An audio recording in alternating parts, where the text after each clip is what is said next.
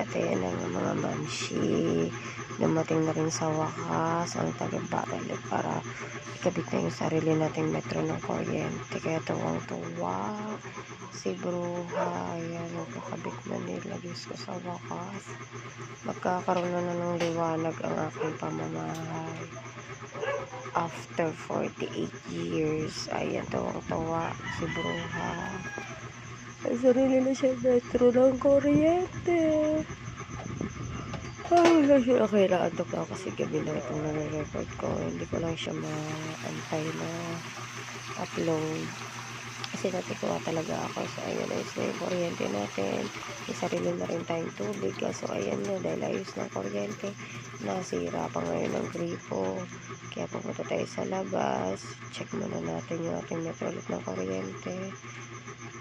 Sarap talaga sa pakiramdam.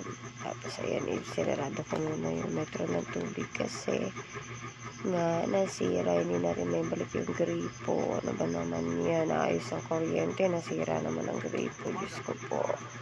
Ayan o, nanonood na ng balita, bahang balita. Sarap-sarap ng tulog ng mga bebe loves, diba? Kasi may hangin na sila kahit paano. Pasensya na pala sa bahay, tagpi-tagpi pa po yan.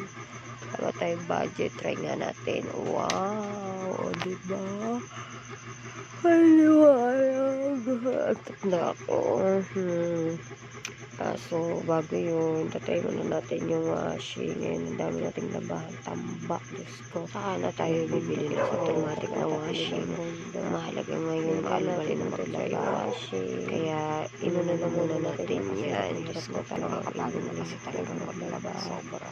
Pero talaga pagkasisayan, kaselan na, ang mga operada, hirap na kumilos. Kaya syempre unang sala natin is uniform ng mga bebe loves. So at least gumana siya. Bukas na lang natin ulit ang paglalaba. Good night.